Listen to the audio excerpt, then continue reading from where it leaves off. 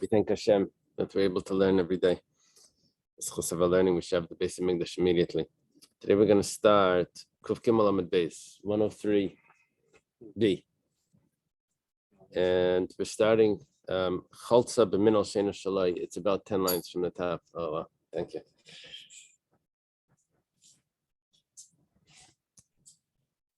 Taner Rabbanan. Well, let me go back to that. Chaltza b'Minol Sheina Shalai. If she does chaltza, she does chalitza on a shoe that didn't belong to the brother, to this fellow. It was someone else's shoe. He was wearing someone else's shoe. The Mishnah said that it's kosher, that it works. So, Taner Rabbanan, we have a brisa that says, Na'alai, his shoe. Ainli ela na'alai, I only know if it's his shoe. How do you know that if it's someone else's shoe? So the same thing applies if he's wearing someone else's shoe, that it's going to work. It says, now, we quote another pasuk. It says, Beis chalutz hanal.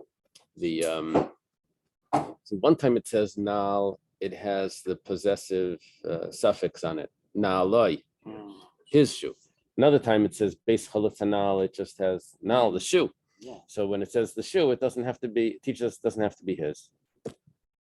Okay. So it says it doesn't have to be his, just the nal. Imkain matam manale. So why does it say his shoe?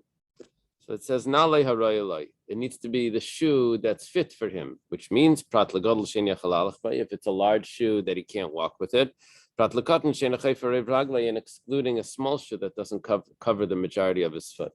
How does he even get it in? It must have been like a sandal. A sandal.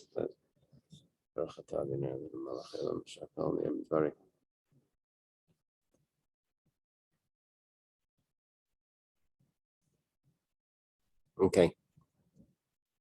And prat sandal hamasulayim shein le'ekev, and excluding also this type of sandal hamasulayim, either it's missing a heel, or it comes from a certain place called Misulayim, or it's not really missing the heel. According to Tosfos Yeshanim, it's referring to it's missing the back of the shoe. There's no back to it. Just you slide in like a croc, like a flip flop. Yeah. Well, flip flop doesn't have a front either. This just doesn't have a back. So like the Crocs that they don't have without a back. You just put your foot in. It has to have a back.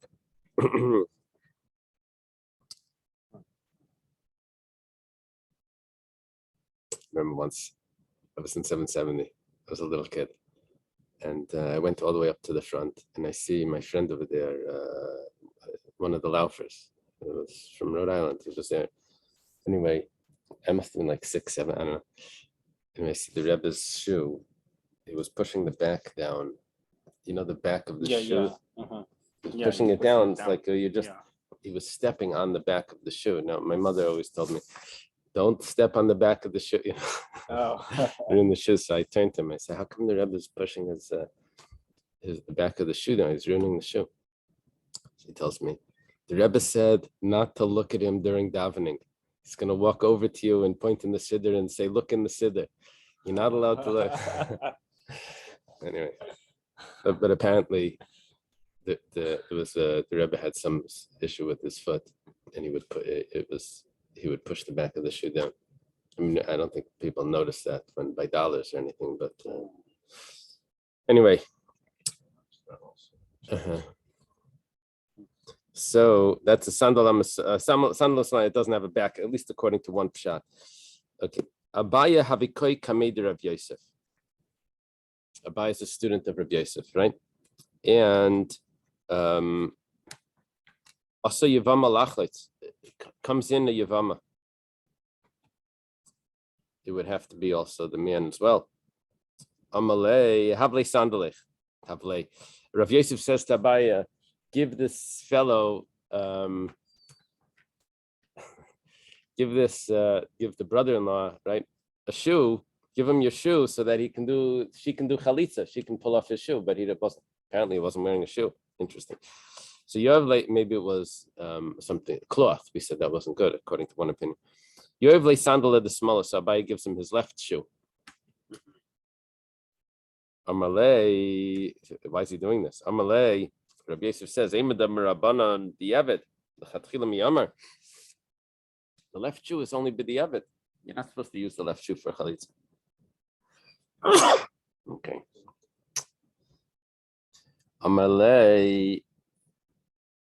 So Abaye responds to him. See, this was all a trick. Not a trick. It was like the setup. Abaye wanted to tell him that to lend the shoe to someone is all a b'diavad. Really, this fellow should go get his own shoe. He should come back with the shoe. Rabbi Yosef says, just give him the shoe. Give him your shoe. So Abaye gives him the left shoe. So then when he tells him, but the left shoe is only b'diavad, so Abaye says, and using someone else's shoe is not a b'diavad. That's also a b'diavad. Right. So Amalei, Rabbi Yosef responds, Hachi kaminalach. What I meant to tell you was, Havle va'aknile, give it to him as a gift. Give him your shoe. If it's a gift, if it becomes his, then it's not a b'diavad. How's Abaye going to get back home? I don't know. Maybe it means matana manas lahachzer. Okay. Sandal shalates. Let's say it's made out of wood. We said that was kosher as well. Mantana, who holds that it's kosher? Mashmul Reb Meir. That has to be the opinion of Reb Meir. The Tanan Akitei Yetzi B'Kapshlei Divrei Reb Meir. Reb Yossi didn't allow this. So what we learned was that Reb Meir's opinion is that it doesn't need to be leather. Here we have a wooden sandal, a clog.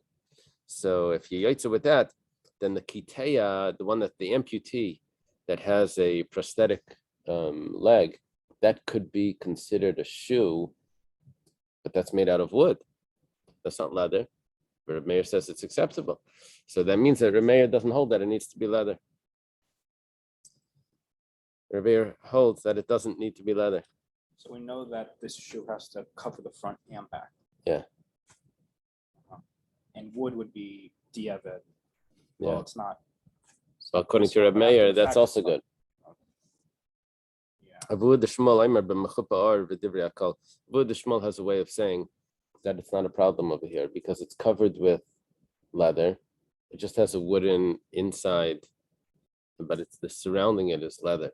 I've seen some shoes that I don't know, maybe like a sole is wood. Like I think like Bukharians or Russians for that matter, like they have like these wooden shoes, especially the women's, completely wood. Really? Yeah. I'll have to find a picture of it, but I suppose that would be fine. Wow. Did we learn that it has to have straps that can be untied? We learned that they were untying. She was untying the straps.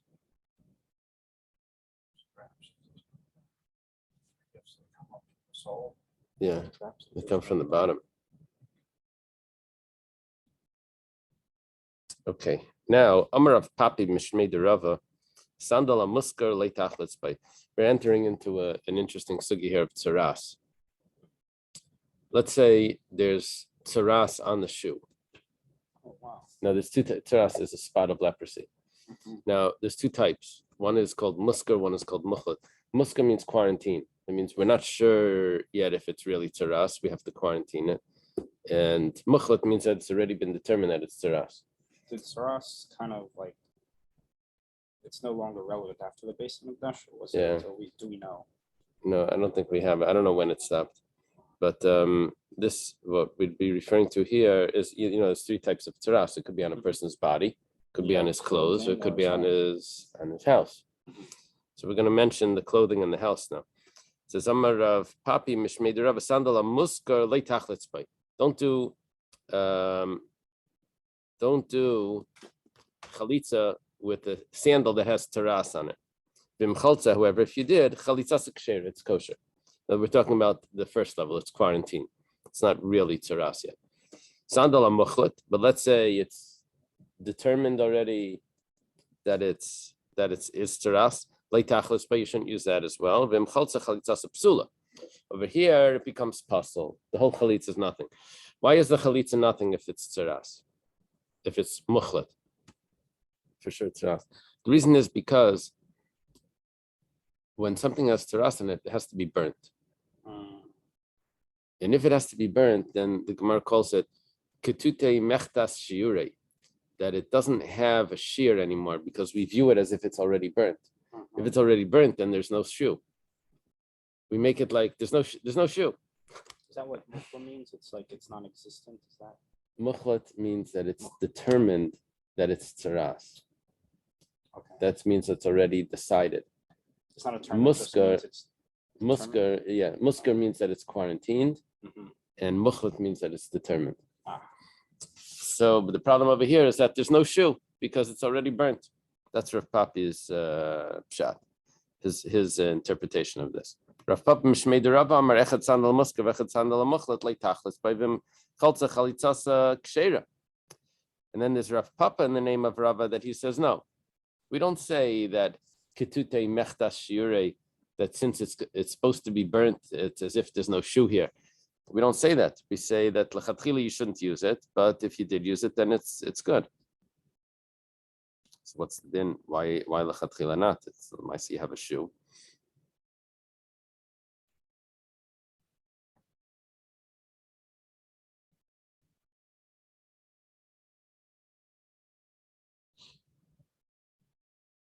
I don't know. See, according to Rav Papi, I understand why you shouldn't use the mukhlat because ketute mechta shira, there's no shoe there. It's supposed to be burnt. It's as if it's burnt already. Why shouldn't you use a muskar? Well, you're going to confuse it with a mukhlat.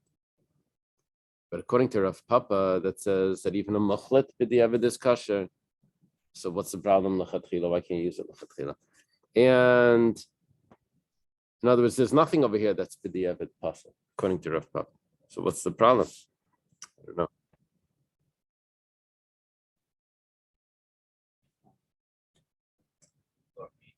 Determine that it's tzaras. And the other term was Definite. Yeah. What was the other term? The opposite of that? Muskar. Muskar. Okay. Muskar is it's undetermined. Quarantined. Oh, Yeah. quarantined. Yeah. Which means it's undetermined. So Gemara has a question. Meisvei. We're gonna ask a question on Rav Papi. Bias a muskar mitami mitaychay. Going to say a difference over here that if the house has tzaras, it gives off a tumah as well. It says that someone that enters into the house becomes tameh. Well, let's say he just touches it. So if he touches the inside, even if he didn't enter, it becomes tameh. It's a muskar. It's not determined yet. In mukhlat, if it is determined that it's tzaras, that would take another week. They would have to take the stones out and then replace the stones. And if the tzaras came back on the new stones, so then it's mukhlat. So then it gives off tumah from touching the inside and touching the outside. The outside of the house also gives off tumah. But both of them will make a person tummy if he enters into the house through the front door. If he goes through some other way, then it's not considered derech biyah. But if he enters through the front door, it'll become tummy in both a muskar and a mukhlat. Now the problem is, if we're going to accept the view of Rav Papi, it's as if the measurement is already been burnt, it's already been destroyed. But it says you have to enter the house. The way Rav Papi views this is that there is no house. Halachically, there's no house because it's already burnt. No, it's not burnt, but because it has to be burnt, so it's as if it's burnt already, and so there's no house there. So how does he become tummy? By entering into a house that halachically doesn't exist. Gemara says, "Shani hasam damakra v'natatzas bias afilu b'shas netitza kari bias." They have a special pasuk that says that he should break down the house. That even while it's being broken down, it's still called a house. It doesn't say break down the nothing. It said break down the house. That means it's called a house. So over there, it's called a house. However, the shoe, according to Rav Papi, is not considered a shoe. Okay. Tashema. Matlas. Matlas is a cloth. Sheyesh by shalish al shalish. That has in it, it's a 3x3. Shalish is shalish amais. No, shalish etzba'is. Etzba'is. Shalish is a lashon nekeva, as opposed to shleisha. Shleisha, whenever the Gemara says shleisha, it means tvachim. Amos You know, by the is, numbers, it works the opposite from 3 to. The tefach is like Tefach is 4 fingers. 4 fingers. Yeah. Amos So is much larger. yeah. So here it's etzba'is. Actually, it's fingers. 3 etzba'is. It would be just 3 fingers width. That's the thing. When it says shalish, then you have the option of either amais or etzba'is. A lot of times the Gemara doesn't tell you; it expects you to understand this based on the gender. If it's a We had the same expression before, by shalish, something like it. Not so. yeah, can be. So yesh by shalish shal shalish. This is a cloth that's 3x3 etzba'is. Afal pishem by kazayas. Okay, we throw in a term over here that's usually not used by garments, but we say it doesn't have an olive size. Now, how do we get an olive size into this? Because the Gemara is going to tell us that we compare tzaras to a mace, to a corpse. And since by a corpse, there's a din that kazayas min mace gives off tumah, an olive size of a corpse gives off tumah. So we compare that to tzaras as well, and an olive size of a cloth that has tzaras in it will also give off Is this tumah. a human corpse? Yeah. Oh. But here we're using a cloth. So it's a cloth that's 3x3. Even though the thickness of the cloth is not an olive size. It's probably supposed to be. Since once the majority of it has entered into a pure house, Tamata, it makes the house impure. Because the garment is the size that can carry tumah. My love, are we not dealing with? Mechletes. That it's 100% tzaras. Now, if it's 100% tzaras, so what are you giving me shiurim for? If it's this size, if it's that size, it's burnt already. If it's burnt, according to Rav Papi, there's no shear. There's no shear, then it doesn't give off tumah. It needs to be a certain size to give off tumah. But according to Rav Papi, he considers anything that's supposed to be burnt as if it's burnt already. The stringency comes out, a leniency. Or anything that's evil doesn't exist. Tumah is not evil. Tumah is just impurity. It's gone. It's automatically gone. Didn't it say in the verse about the house that even though it's So by the house we had a pasuk that says bias. It Oh, calls it's it a a house. The Gemara says loy maskeres. We're not talking about that it's 100% tzaras, that it's determined. We're talking about that it's just quarantine. Yihachi yem seifa. If that's how you want to learn this, then we have to go a little further. It says, we're continuing that Tisefta, the Brisa. If there's many olive sizes in this, once a little portion of this cloth has entered into the house, because of the thickness of the cloth, even though it's not the whole cloth, but because of the thickness of it, there was a kazayas, so tamata, the house becomes tummy. Now, if you say that it's muchletes, that it's already determined that it's tzaras, then it's compared to a corpse. And in other words, only the tzaras muchlet is compared to the corpse. And that's why I when I mentioned the term kazayas, that measurement in olive size, it's appropriate, because an olive size of a corpse and an olive size of tzaras muchlet is the same thing. So that's why there's an issue. Now, iyamrit muskeres, but if you say that it's only quarantined, amayas kishlames, and why are you comparing it to the corpse? The Gemara says, Shani Hasam Damakrav Saraf as a beged. It's probably supposed to be Ella. Ella. You know what the Bach is doing over there? The Bach adds in the word Ella.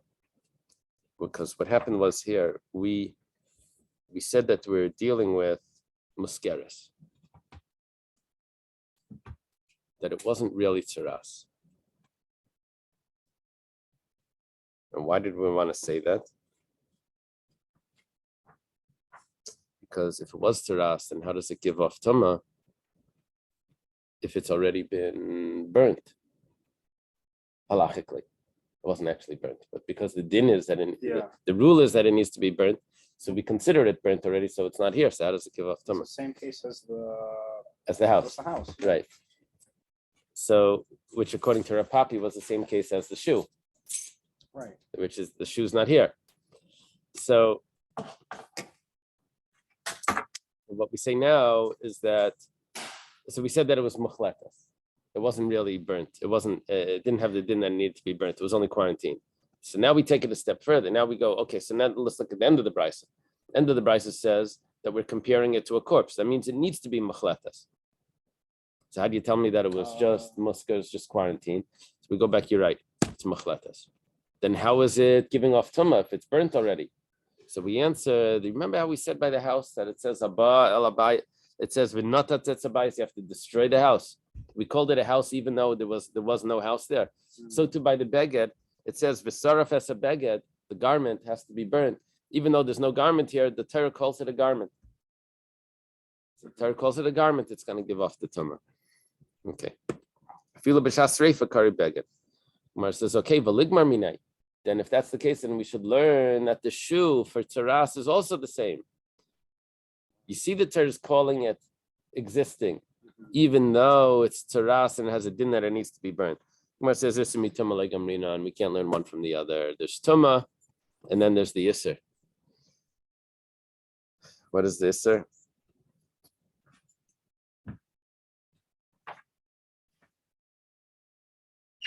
What's the yisr? Yisr is, I guess, to use it. That may be an answer to our question before. Apparently, it's prohibited to use this garment. That's why lachatchila you're not supposed to use it. That explains Rav Papa. You're not supposed to use a garment of tzaras. Does it say clearly in the Torah that you're not supposed to use it? I don't know. I guess it's understood. It has tzaras, you're not supposed to wear it. Okay. Maybe because it says v'saraf. Well, you have to burn it. Tummy, no? Yeah, but maybe he doesn't care. And he's not a Kohen or whatever. Is this still talking about someone who borrows? Well, no. Now we went over to someone that's going to use a shoe of tzaras for chalitza. So we said that lachatchila you shouldn't. And according to Rav Papa, you're not yet even the Diavad, but according to Rav Papa, you shouldn't. Why? The question is, why shouldn't you? The answer is that because it's supposed to be burnt, you're not supposed to be using it. I guess that's the job. Oh, so they're saying in this case the shoe doesn't exist because it should. Rav Papi holds that it doesn't exist. Rav Papa holds that it does exist. Right. Yeah. So include something that. Right. That was Rav Papi's view. Right. I'm a Rava. Hilchasa. Rava says Allah is echad sandal amusker vechad sandal shemuchlet vechad sandal shel avedis kechavim leitachlit simcholza chalitzasa kshera. Well, it sounds like Rav Papa wins. He says the halacha is sandal amusker, that means the quarantined of tzaras. Sandal amuchlet, the determined tzaras, if it belongs to avodah zarah. It was a shoe that they put on an idol when they would move it from one place to another. I don't know why it needs shoes. They're putting it on a wagon anyway. Okay, they dress it up. All of these are kosher. L'chatchila you shouldn't, but it's kosher. Problem is, why is it kosher if it belongs to avodah zarah? You're not allowed to have any hana from it. It's supposed to be burnt. So the answer is like this.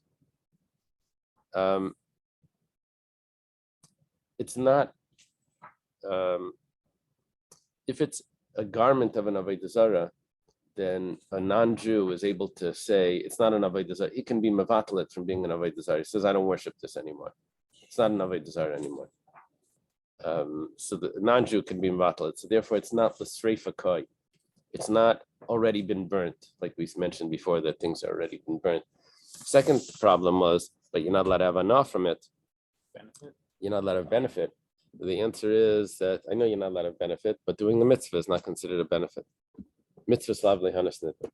So therefore, b'diavad, if you use the shoe of avodah zarah, you're gonna for chalitza, it's acceptable. What about like for wine? So for wine is asur ba'ana. It like wine that was poured. That's the next thing. Take a look at this. If it's an offering to it was given as a gift. It's not a garment of the avodah zarah. It's like a gift. It's like an offering to the avodah. That has a stricter view because that you can't be mevatel it. Once it's been, if it's an avodah zarah, you can be mevatel the avodah zarah. Good day. Maisha. Welcome. Safe Okay, trip. have a good Okay. Thank you. Good trip. Thank you. Thank you. Thank you.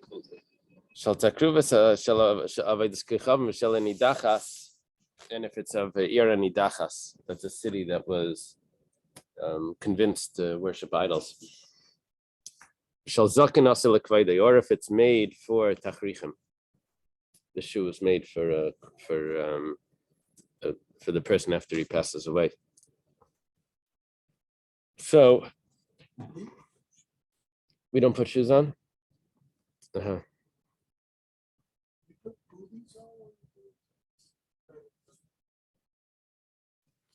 don't know.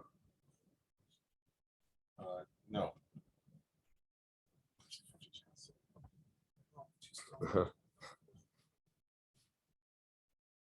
So you shouldn't use this for chalitza. And if the person does use it for chalitza psula, it's not even valid. Very strict. Gemara says, "Amalei Ravina Ravashi Maishna Zakin Asal Kvaydid Lavli Luchavid the Beidina Nami Lavli Luchavid." Ravina has a question. What's the problem with the tachrichim? With the shrouds? That you're not allowed to use them for. You're not allowed to use a shoe, tachrichim, for chalitza. The reason is because it's not a shoe. Why is it not a shoe? Because you don't wear it for walking, right? So that's why it's not a shoe. Like we could have said another thing. We could have said that it becomes asur ba'ana because it's made for a corpse. It's asur ba'ana. For some reason we're not accepting that. Maybe because that was not a problem before asur ba'ana because mitzvah lavli hanisnit, so it would have been kosher. So whatever the case is, it's not a shoe. We do. Oh yeah. What is it made out of? Just a cloth? Uh-huh. Uh-huh. Yeah, I don't know. Uh-huh. So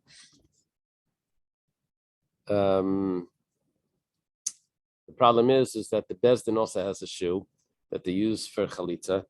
No one wears it. But for some reason, we're going to call it a shoe. If it's not made for wearing, it's not made for walking. So then we should say that that's not really a shoe. So then we created a problem. Ravina creates a problem with the chalitza shoe.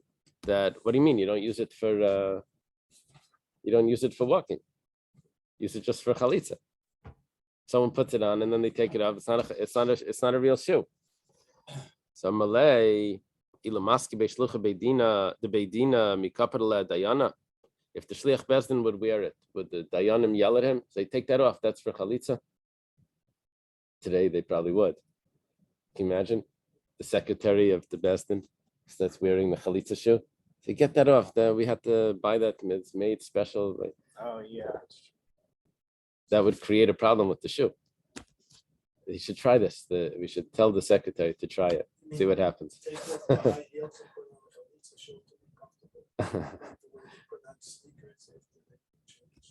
Yeah, we're not talking about the secretary that types the letters. Talking about the shlucha, the shlucha with an aleph. That means the shliach, not shlucha with the hey. Okay. Chaltza, we have a new Mishnah. Chaltza balayla. If the chalitza was done at night. Chalitzasa kshera, it's kosher. Rebbe Lezer paisel. Rebbe Lezer says it's pasel. Maybe Rebbe Lezer. maybe Rabbi Eliezer. I don't know. It says Rabbi Elazar. You have a Lazar without a yud, without a. You have Rabbi Lazar, right? Okay. Rabbi Lazar. Doesn't say. It's very interesting because it's not Rabbi Lazar is not involved. so common in the Mishnayos. Rabbi Lazar, it means Rabbi Lazar ben Shemua. It's one of Rabbi Akiva's students, but we don't have him so often. Usually, when it says Rabbi Lazar, it really means Rabbi Eliezer, Rabbi Eliezer ben Horkanes. It's Rabbi Akiva's teacher. Anyway, Rabbi Eliezer Paisel, he's strict about the night. Bismal, if you use the left shoe. He also had Rabbi Eliezer ben Yaakov. Rabbi Eliezer ben Yaakov. Rabbi Akiva's student, so maybe they knew it's a student of Akiva. One show which there was no more. Just trying something. Let's see. We'll see because the next Mishnah is going to be a little bit clear. Chalitzas, if you use the left shoe, chalitzas psula. Rabbi Eliezer machshir. Over here, Rabbi Eliezer is machshir, makes a kosher. Yeah. So it's not just Rabbi Eliezer. Rabbi Eliezer is strict. No, he's has specific opinions. Lema b'haka miflagi. Let's say the machlekes about doing chalitza at night is based on another machlekes. The Mar Savar Makshinan Ribim Linagayim, the Mar Savar Le Makshinan Ribim Linagayim. Question is, it says that Kol Riv Chol Nega, it says you bring to the Kohen all the disputes and all the spots of leprosy. So when it says disputes and spots of leprosy, so we're comparing the two of them together. Now, just like the spots of leprosy need to be seen by day, it says on the day that he will see it. And so too, the disputes have to be done by day. Well, chalitza is a din, which is something done by the court, which we're comparing to disputes. So if the disputes are like leprosy, then chalitza needs to be done by day. So Mar Savar Rabbi Eliezer holds Makshina Ribin Linagam, and it needs to be done by day. That's where Rabbi Eliezer says Paisel. Mar Savar the Tanakama holds like Makshina Ribin Linagam. Disputes are not compared to leprosy, and therefore it's allowed to be done by night. The Gemara says like that's not the explanation there. The Kuliyam Malay Makshina Ribin Linagam. Everyone holds that disputes are not compared to leprosy. The Makshina, because if you would compare them, Afilu Gemar Din Balayla Namilay, then you won't be able to finish a court case at night. We have a rule that you can start a court case. This court case needs to start by day. It doesn't need to be finished by day. It's allowed to be completed at night. Now, if it's compared to leprosy, then you wouldn't be allowed to complete it by night as well. So obviously, we're not comparing disputes to leprosy. What is the machlekes over here? The machlekes is as follows: Mar Savar Chalitza Ketchilas Din Damya, Mar Savar Chalitza Kegmar Din Damya. Rabbi Eliezer holds that it's like the beginning of a court case, which needs to start by day. Chalitza. What is chalitza? Chalitza is it takes a judgment. Takes a judgment. It needs to start by day. Do you need The other one says it's considered like the end of a judgment, which is allowed to be done by night. I was going to say, do you need witnesses also in this? I guess the judges themselves Yeah. are the ones that see it. Okay. Rabba Barchia. Is there another version over here? No. Rabba Barchia Ketusva. See a star. I don't know what it's going to. Oh, Rava. That's what it is. Some say it's Rava Barchia. Rava Barchia Ketusva. Abarav de B'Mike B'Yechidi Balayla. He did a chalitza. Oh, Abba. Okay. Abba Barchia. So,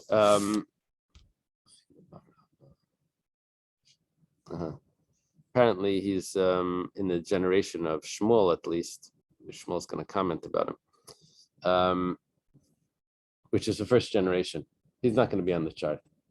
It's not common enough. He didn't make it to the chart. So he's Avid Uvda. He had a chalitza once. B'muk. Muk is, we said, was a type of sandal. B'yechidi. We say muk was cloth? I think so. B'yechidi. He did it by alone, without anyone else there. Can you imagine? No bestin. But Balayla, and he did it by night. Amar Shmuel Kama Rav Guvrei. How great is his strength, David Ki Yechidai, that he paskins like individual opinions. In other words, he's not following the halacha. He's like making his own. Not making his own. He's just not accepting the majority opinions. He's doing. Sarcastic statement. I think so. I think let's see how. Blush and Ganai. Yeah.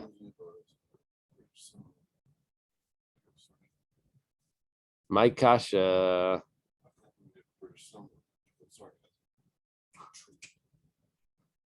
What's the problem?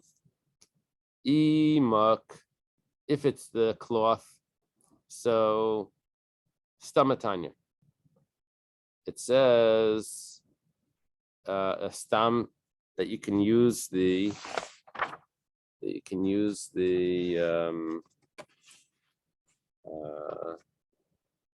prosthetic leg as chalitza. What do we say over here? Bekav shalai. What was that?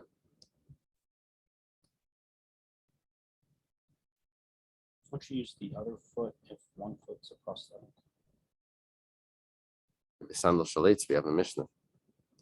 Chalitza sekshera. This is cloth or is this felt? Because cloth is from old stuff. Felt is like. I'm not sure. What did we have for the mic? Do you remember? It's on the bottom of the page over here. Mic is felt. You're right. Felt. Felt is animal origin. Right. But it's not woven. It goes still with the medicine, though it's an extension as opposed to. Okay. And so that's acceptable. Elila, if it's at night, stamatanya. We have a stam as well. Who's the stam? That means the Tanakama that says that it's kosher. See, it calls it a stam, even though it's a machlaikas. You follow that? Look at what it's calling a stam mishnah. Stam mishnah, it's calling a stam mishnah, something that right afterwards is a machlaikas.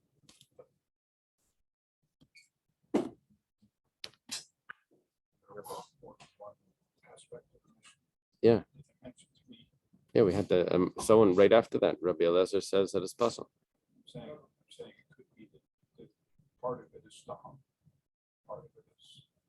Yeah, but that was I discussed this once about is a stam mishnah a unanimous mishnah where everyone in the mishnah agrees that's a stam mishnah, or is a stam an anonymous mishnah? That there's just a statement in the Mishnah that doesn't have a name on it. Here, obviously, it's an anonymous Mishnah, not a unanimous Mishnah. This is Oh.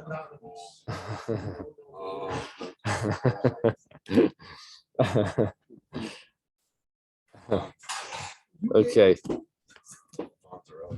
Okay, so Stamatanya. So that should be acceptable. Ella yechidi kakashale. What was the issue that Shmuel had with this? Was because he did it alone. He didn't have other people there. Hechi avid biyechidi. Yechidai ktanila. How did he do it alone? That was an individual. That's like a play on words here. Yechidai tanila. It was only taught by an individual. It wasn't taught by the majority view. Ditnan. We have a Mishnah. Chaltza b'shnayim b'shleisha. If chalitza was done by 2 or 3 people, v'nimtzach miyam karave pasol. Chalitza in front of 2 or 3 people. That's what it means. And one of them was a relative. Chalitza psula. If it's 2 people, you don't have a bestin. And if it's 3 people, but one of them is a relative, so then that's also possible. He doesn't count the relative. But Rab Shimon, Rab Yechanan, Asandler machshirim. Rab Shimon and Rab Yechanan Asandler accepted. Where's Rab Yechanan Asandler? Is he in the days of Rabbi Kiva's students?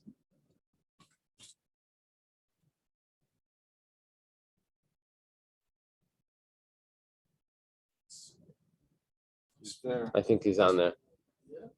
There. Look around, Rabbi Kiva's student. Is there?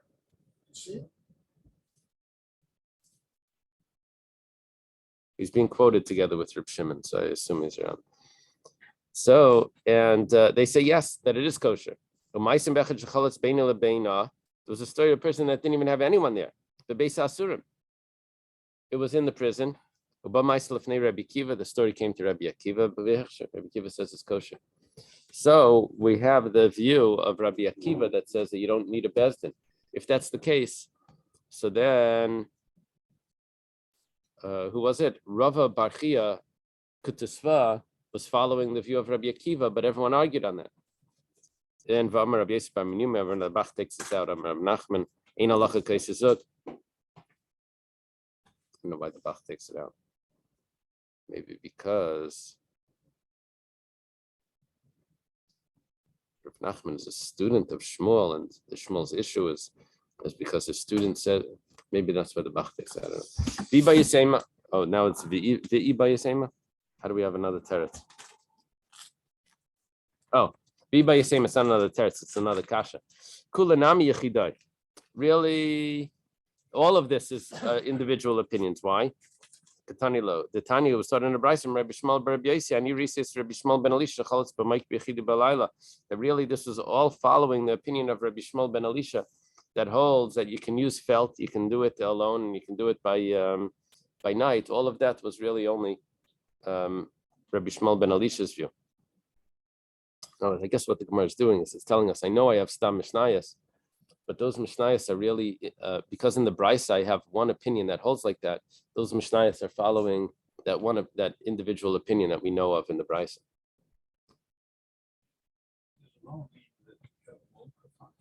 I think so. One as a witness.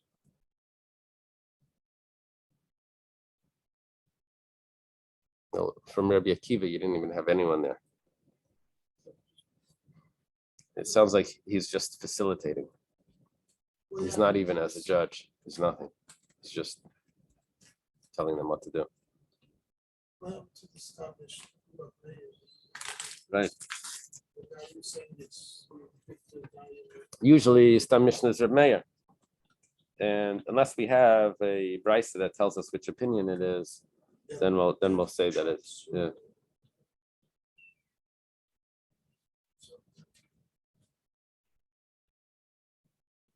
okay.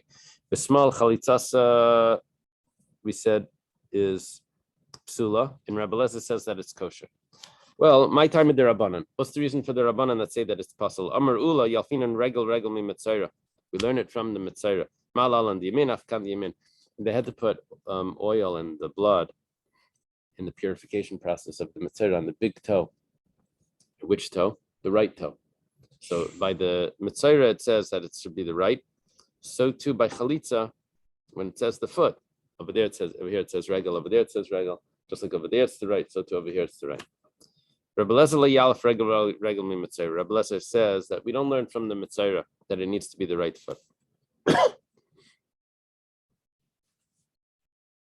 But Tanya, 1 second. We have a brisa. Rabbi Lezer minayin l'ritziyah shibais nayamanis. Rabbi Lezer says that the boring the hole in the ear, it has to be the right ear. Remember the slave that wants to stay for 50 years. So it says Nemer Kan Eisen, Nemer Alon Eisen, Mal Alon Yamin, Afkan Yamin. Where's the Eisen? By the Mitzayra, they put it on this right ear, and they had to put a hole in his ear. So just like over there was the right, so too over there it's the right. Amar Rabbi Yitzchak bar Yosef, Amar Rabbi Yechim Machlefes Hashita. That's a strong kasha. If we are learning from the Mitzayra to other things, then we should also be learning from Mitzayra to Chalitza. And Rabbi Lezer was the one that did it. And now you're telling me Rabbi Lezer says no. So it's we're going to have to switch something around over here. I think the reason it's not right is because if they're in the house, it takes them over the doorway.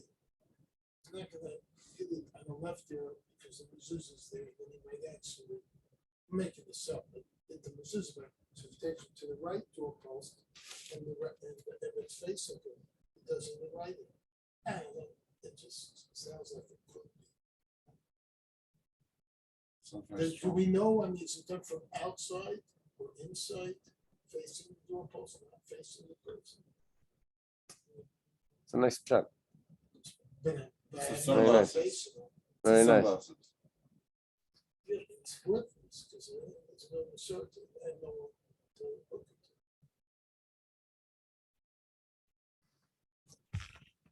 But thank you.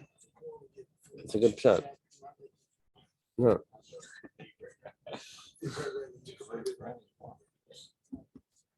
Dr. Stein gave a shot over here why it's the left ear, why it's the right ear, because it would be the left ear. If they're in the house, you'd go to the doorway, he's facing inside, then the left ear would end up going into the mezuzah. It doesn't say that they bored it into the wall though. Yeah, I guess they maybe would put his ear against the doorpost and then they would push it through. Then he gets stuck there. No. You have to hit something. You have to hit something. Yeah, I guess you're right. I know who wants to buy it. Okay. That's one shot. Rav Amalaylam Lay Tepach. Rav says, don't switch around the sheetas. Oisen mufni. Regel lay mufni. There's a difference between these two limudim. We had a very interesting comparison here. Said, if Rabbi Lezer uses oisen, then he should also be using regel. Says, no, oisen, both of those words are extra. But regel by the feet, that's not extra.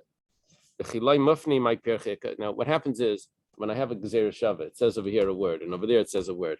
And just like over here, there's a rule. So too, we're going to apply that rule over there. So I'll only do that 100% if both of those words are extra, were unnecessary. But if one of them is necessary and the other one not, then I won't do that. So then, why won't I do that? Well, because I have a question. So what's the question? Okay. The question is, the Mitzvah is different.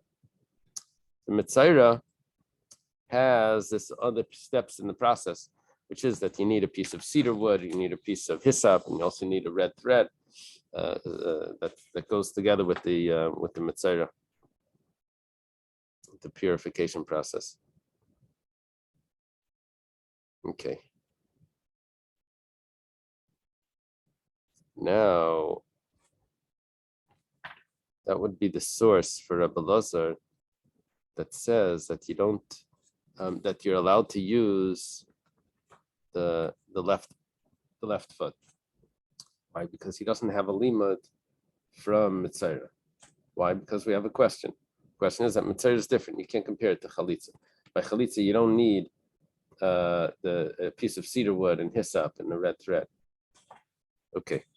We have a new Mishnah. Chaltza v'rakaka. She did chalitza. That means she took off his shoe, and she also spit. Avalei kara, but she didn't read the passage, the correct passage that she's supposed to say. La yava yavmi or something. He doesn't want. Chalitza kshera. It's kosher. It's kosher without the script. Kara v'rakaka. If she did read it, and she spat, but she didn't take his shoe off. So then it's puzzle. That's a very important part of this, removing the shoe. She removed the shoe, but she didn't read the. I'm sorry. She removed the shoe and she read the script. But she didn't spit. Well, now we have machlekes. Rabbi Eliezer. Here it switches it to Rabbi Eliezer. You have that on the side of your Gemara. It says Rabbi Elazar. You have Rabbi Elazar on the side. Mine is corrected to Rabbi Eliezer. Like EI or Yeah. Chalitzas psula. Rabbi Kiva chalitzas kosher. Rabbi Kiva says that it's kosher even without spitting. Malay Rabbi Elazar. Rabbi Elazar says to Rabbi Akiva, says kacha yasa. So he shall do. Kol davar shumais ma'akev. Says kacha, so he shall do. That means that he really has to do everything that's in action. Amalei, it really so shall be done. Right? Kacha yasa, so shall be done. It means everything that needs to be done as should be done, which means what she does. Amalei Rabbi Akiva, Misham Raya, kacha yasa leish. So shall be done to the man. Now, since the spitting is not done to the man, it's spitting on the floor. She spits, and she doesn't spit at him, just spits. So it's not considered kachiyas leish. So therefore, it's not ma'akiv. What is ma'akiv? The removing of the shoe is done to him. Kol davar shu ma'aseh b'ish, it has to be done to him for it to be ma'akiv. Ma'akiv means that it's not indispensable. Not indispensable. Okay. Now we go further. It says hachera shenechlatz. Someone that's deaf usually means deaf and mute. That chalitza was done to him. Bacharesha shechalza, or she's deaf and mute, and she takes issue off. Bachaletzes lekatan, or someone that does chalitza on a child. In other words, the brother-in-law was not 13 yet. Chalitzasa psula, it's puzzle. Kitana shechalza, if there was a young girl, in other words, the deceased was married to a young girl and she's now a widow, and she's taking the shoe off her brother-in-law. So tachlis mishataglis, she should do it again after she reaches maturity. Wait, why is it possible if with the chayresh? We'll see in the Gemara. But that goes against what we just said last page. That? We said that if she didn't do the kriya. Oh, very good. Very good. Excellent. Excellent. What did you do on Okay, we'll see you in the Gemara. We'll see you in the Gemara. I'm paying attention, not playing with the phone. Finally. He's a doctor, that's right. Doctor. So, I still love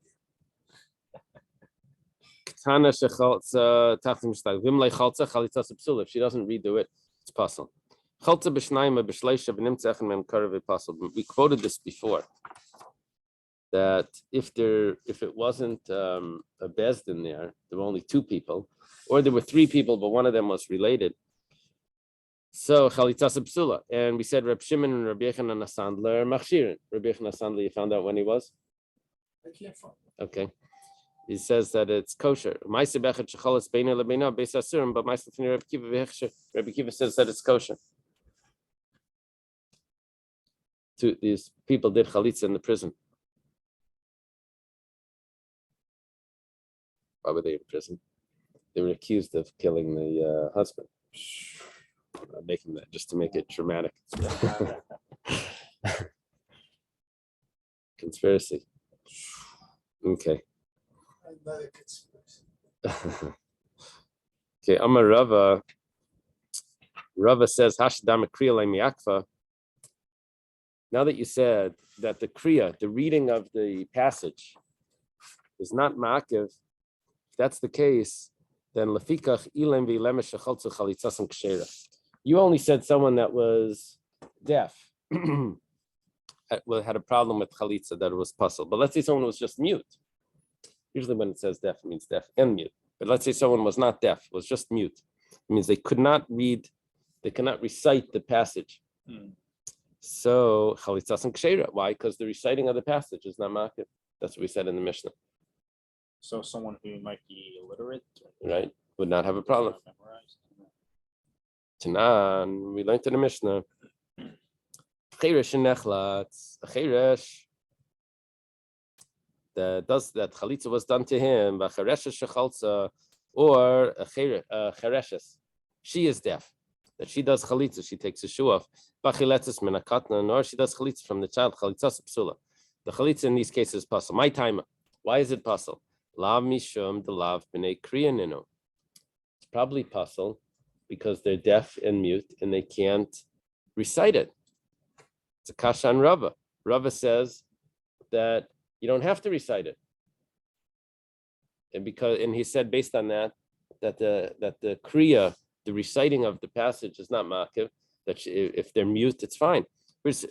We were thinking that the whole reason why the chareshes, the deaf mute, cannot do this is because of the mute part. Rava says being mute is not a problem. It says like, it's not because they're mute, and that's why it's not good. It's because of b'nei deya. We consider them that they don't have the intelligence. Deaf and mute would be that they had no communication at all their entire life. It means they're born like this, probably, right? So then we consider that they're not, that they don't have the intelligence. Yeah, this is before Braille, and It's not that they're not intelligent, it's that it wasn't the means to teach them. So Right. Right. So I said prayer books. For what was the teacher? Helen Keller's. Yeah, on What Keller. was the teacher? Annie something. Annie Oakley. Annie Oakley was shooting. Look at. Okay. Okay. Ihachi. Alem va'alemes nami should be puzzle. Rava says that it's kosher. A mute, maybe they're not b'nei deya. Amarava alam va'alemes b'nei deya nino pumayu hu dekayev lo. There you have perfect. They can hear. They just their mouth. They have pain in the mouth. Probably very small because they don't answer back. There gives us wisdom, silence for wisdom. Yeah, even more deya. Yeah. Not necessarily. The Gemara doesn't say that they have more deya, because I'll tell you why. Because one of the ways of learning is through speaking. It helps people learn. Gemara doesn't say, oh, they're even smarter because they just listen. No, that's not how it works. Yeah. Yeah, I have one of my students. Everything, all this learning is just speaking. It's very hard to teach, but he's learning. You know, It's not nice talking about me like that. Okay.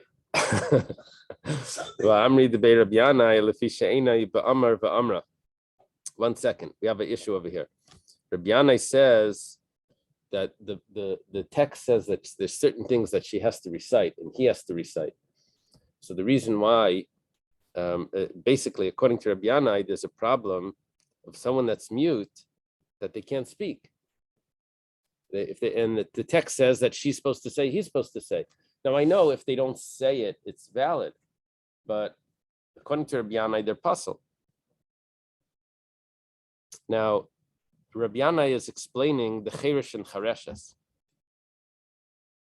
Why does our Mishnah say that the deaf mute is puzzle, that the chalitza is puzzle over there? Because they can't recite, which would mean back to Rava that not reciting is the problem, which would mean that a mute is going to be puzzle. Rava said that it's going to be kosher.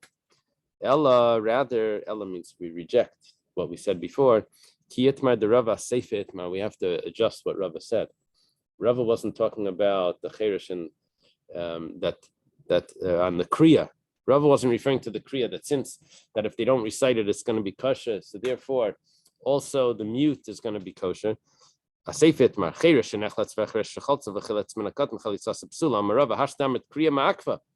that you say that it's important that they should be able to recite, it's puzzle. Now we have a huge problem. I mean, in the You end, it told brings down me- the halacha. You told me that if you don't recite it, that if you're not able to recite it, then it's puzzle. But then you told me that if you don't recite it, it's fine. How does that work? My answer is Masnisin Reb Zera. Our Mishnah is following the view of Reb Zera. Damar Reb Zera, this is a very famous Reb Zera. Look on the side, you have it all over Shas.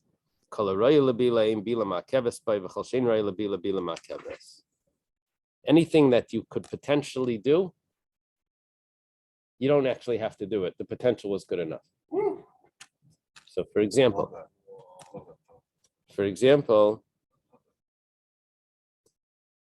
I remember when they first had like MP3 players 20 years ago.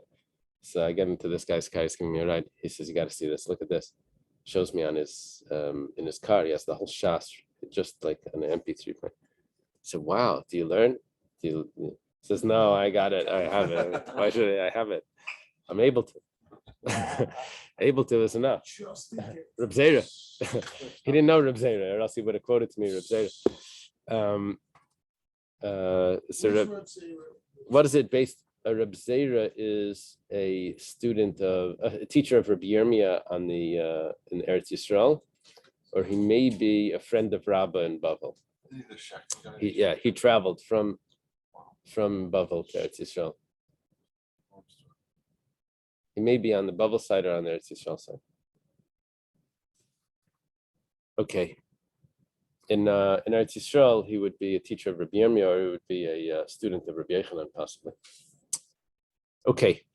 What is Reb Zera referring to? He's talking about when someone brings a carbon mincha. So if he says, I'm bringing 60 esrainim, 60 tenths of an ephah, that could fit into one vessel.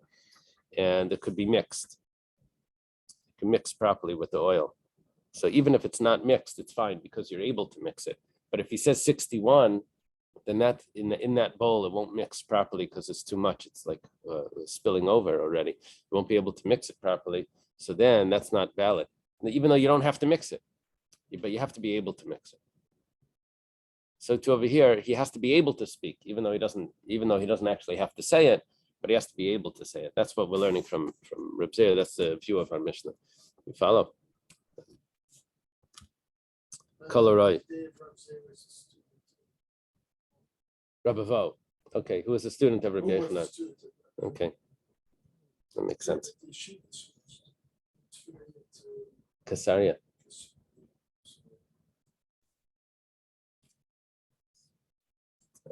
Okay. Sholcha leila Avud Shmuel. They sent to Avud Shmuel. Yevama, the father of Shmuel. Yevama Sharakaka. Yevama that spat. Tachlait has to do chalitza. It's finished. Doesn't have another chance for Yivam. She already spat. Okay. Mechlal, that means she's puzzled from the brothers. It's too late. Right, yeah. The chalitza process has started. There's no return. Mani, who does this go like? Rabbi Akiva. Does this follow Rabbi Akiva? What was Rabbi Akiva's view? Rabbi Akiva said that if loy rakika, if chalitza was done, she took off his shoe, she read the passage, but she didn't spit. Rabbi Akiva says it's kosher anyway without spitting. Now we're saying when she only spat. Now, if the spitting is not ma'akiv, then only spitting should not be anything either. The spitting doesn't matter. If we're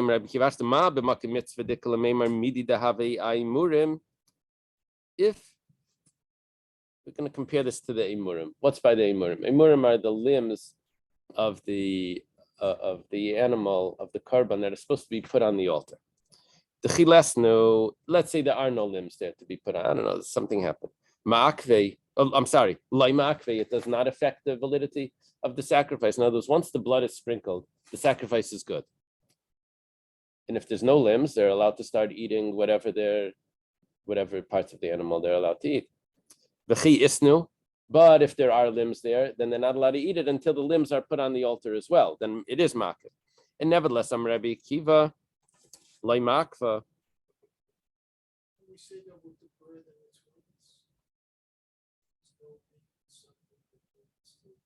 Could be. Yeah. So if it's not there, then it's acceptable. And if it is there, then you have to do it. So look at what's going on over here. You know, the wings represent hero. So really, if you don't have that, they bring In Tanya, you like this? Uh-huh. We did that.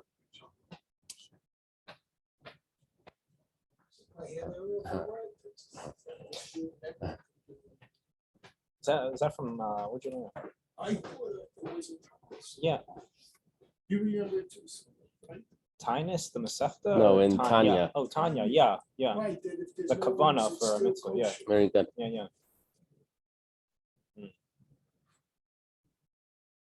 Tough getting old.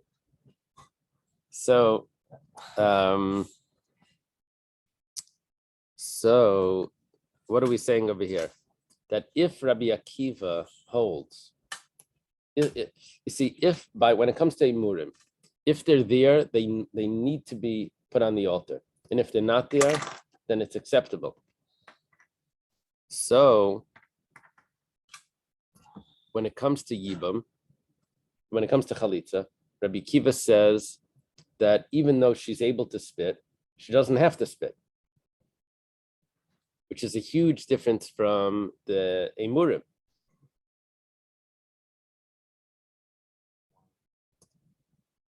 Now you're going to tell me that if she doesn't have to do the spitting, that the chalitza was acceptable. You're going to tell me about this me'achin ifsala, that she becomes puzzle from the brothers. It must be mamish nothing, the spitting. Elul Rabbi Lazar, it must be Rabbi Lazar that says the spitting is miyakid.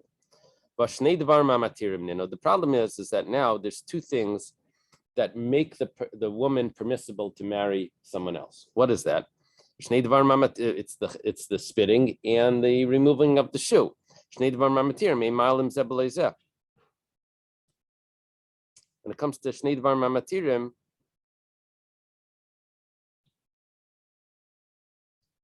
one doesn't work without the other. You need to have both of them. So why are you telling me that according to Rabbi Lazar, if you don't do the actual chalitza, you just did the spitting, automatically she's already puzzled from marrying the brothers. Why? They didn't do both of the things that are necessary. They only did one of them. Elika Rebbe must be following the opinion of Rebbe. The Tanya was taught in a brisa. Kivtzei atzeres ein mekadshim halechem ela b'shchita. On Shavuos, there's two lambs that are brought together with the shtei alechem. Now, what makes the shtei alechem consecrated? That makes them that the sacrifice was performed. The slaughtering of the lambs that came along with it. The shchita of the shnei kvasim, that is makdish. That makes the lechem into the sacrifice. Now, ketzad.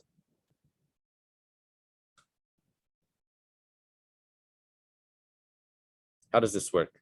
Shachtan lishman v'zark dam lishman. Kiddush alechem.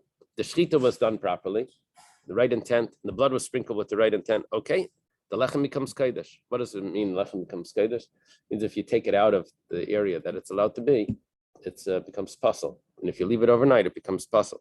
Shachat shlei lishman v'zark lishman. Let's say only half of it was done correctly. The shchita was not done correctly, but the blood was sprinkled correctly with the right intention, like Kiddush Alechem, because the shchita is very important. Right. Shachtan lishman, the shchita was done correctly. V'zarak daman shaloi lishman, but the sprinkling was not done correctly. Then Kaddish ve'ina Kaddish Divri Rebbe. It becomes partially Kaddish. But with karbanos, you need to have the proper karban also. Yeah. Yeah. So for the karban, you need to have it. For the kvasim, there's a problem. But for the shtei alechem, because the shchita is what makes it kodesh, the shchita was done correctly. That makes the shtei alechem kodesh. Can you always accompany the lechem with the carbon like an animal? Yeah, so here it's a special holiday sacrifice, that the sacrifice was the breads, but it comes along with these sheep. So in Rabbi Lazar bar Shimon Omer, whatever the case is, we're seeing over here that Rebbe holds that only a partial act already has an effect. You see? And that's what we're going to use to tell us that the rikika, that the spitting already makes her puzzle to the brother, to marry the brothers, even though there was no removing of the shoe yet. Now the Gemara goes back to challenge something we said before. It said, Mi amar Rabbi Akiva rikika le pasla. Does Rabbi Akiva say that she doesn't become puzzle to the brothers just from spitting? Va'atanya, we have a brisa. Chaltza v'loi rakika. She did chalitza, but she didn't spit. Like v'loi kara, and she didn't do the reading. Chalitza sekshera. It's kosher. Okay. Rakika, let's say she spat. V'loi chaltza v'loi kara. She didn't remove the shoe and she didn't do the reading, the reciting of the passage. Chalitza psula. It's puzzle. Kara v'loi rakika v'loi chaltza. Let's say she did the reading, but she didn't spit or remove the shoe. Just talk. In kan beismicha over here, there's nothing. Okay. Now the Gemara says, Mani, who is this talking about? Now, in kan beismicha means that she can still even do yibam. You follow? even though she did the reciting of the passage, she can still do Yibam. If she changed her mind? Mani, who was this following? Ilay Rabbi Eliezer. Now it says Rabbi Eliezer. Chaltza v'lei rakakaf. She did chalitza, but she didn't do the spitting. V'lei kar. She didn't do the ring chalitza sekshera. It says that it's kosher. V'amar Rabbi Eliezer kachi yaseh davar shumaisa ma'akiv. Rabbi Eliezer says that she needs to spit. It's not kosher. Ela pshita Rabbi Akiva. Must be that it's following the view of Rabbi Akiva. Uktani, and it taught. Rakaka v'lei chaltza v'lei kara chalitza psula. If she spat, the chalitza is pasul. Laman, what are you telling me that it's pasul? What do you mean? What do you mean that it's pasul? Ilay mala alma doesn't mean that she's not allowed to get married to someone else because the chalitza wasn't performed yet. Pshita, obviously. Mihabi chalitza deshtay alma. Of course it's pasul. She didn't remove the shoe. Elalav la'achin. It must mean that the chalitza is pasul, but she is also pasul to the brothers. Shmamina. We see from this that the rekika, the spitting, would make her pasul, even according to Rabbi Akiva, that she can't change her mind and do yibam on the brothers, one of the brothers. Where it says, well, if both of them are not necessary, in other words, both of them are not ma'akiv, spitting and kriya, Rabbi Akiva, maishna rekika, maishna kriya. What's the difference? Why does the spitting create a problem that she can't marry the brothers, but the reciting of the passage, she still can marry one of the brothers if she changes her mind? She decides that, I know I said this, but now I changed my mind. I really like him, or he really likes me. So the Gemara says, I saw his feet, I saw his bank account. Bank account. he kept his bank statements in his shoe. I saw his So she took off the shoe, then it's too late already. Fair comments.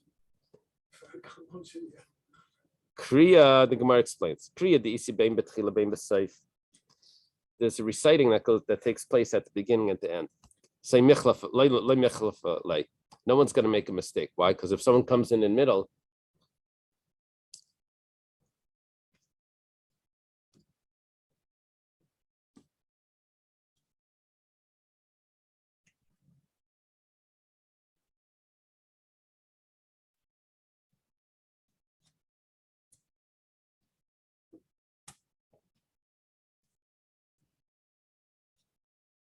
someone comes in the middle, someone hears the kriya, and then they find out that she's getting married to the yavam, because they're going to know that either are they going to miss the chalitza? What's going to happen? Wow.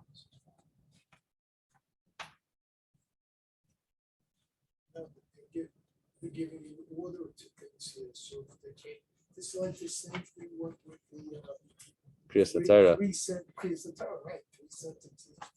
If you came in the beginning, you don't know really. Right. So what would happen over here? If someone was there and heard the reciting, so which is at the beginning, so then they don't know if the chalitza was performed. And if they hear the reciting at the end, but we don't do it.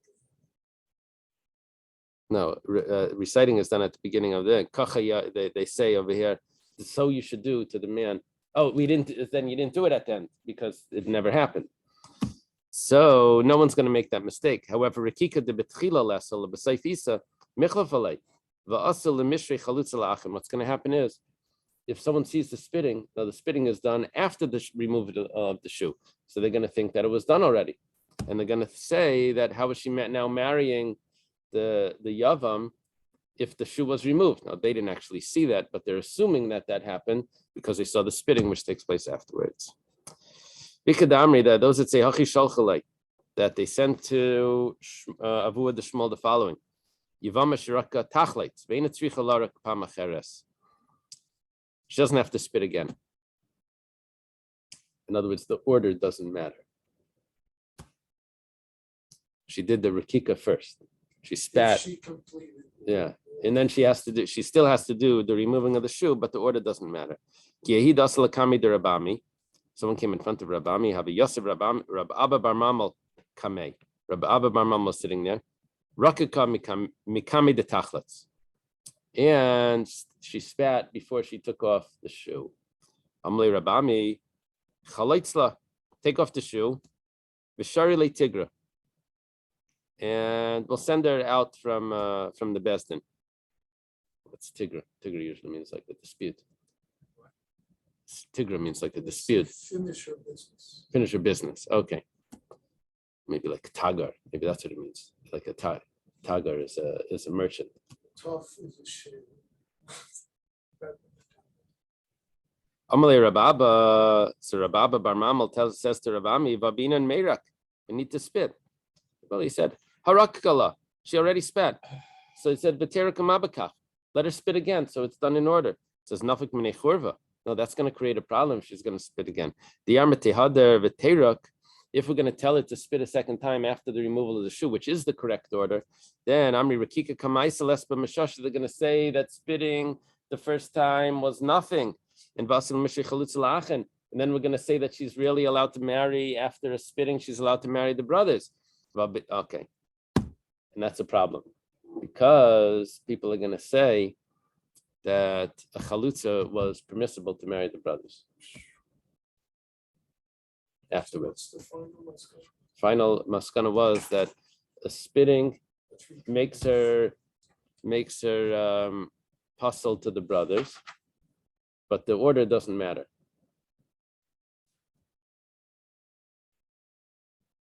Yeah, that's what we're holding. Until we say Vabin and Kisidron, but it needs to be done in order. So it's a Kisidron le makva. The order doesn't affect the validity. He just thought that he was just pushing him off, that wasn't really the halacha, that the Kisidron doesn't matter. Nafak, he goes out. This is Rababa Bar Mamal. He goes out. Dak Vashkach, he examined and he found the Brisa, the Tanya Brisa that taught Ben Shiktim Chalitza L'Rekika, Ben Shiktim Rekika LaChalitza, Masha Asay Asay. What was done was done. Does a Yevama have to perform Yibum or Chalitza in order of the siblings by age? Like first she performs it by the No, oldest, she only and does then- once. She only does once. And who that gets the first Yeah. one? We said that was the oldest one that was available. So is there any way she can marry or do Yibum with like Yeah, the one younger of one? the, Yeah. that Yeah. but then if she does Chalitza No, with so the she doesn't do oldest, then she's- chalitza if she's going to marry one of them. Oh, okay.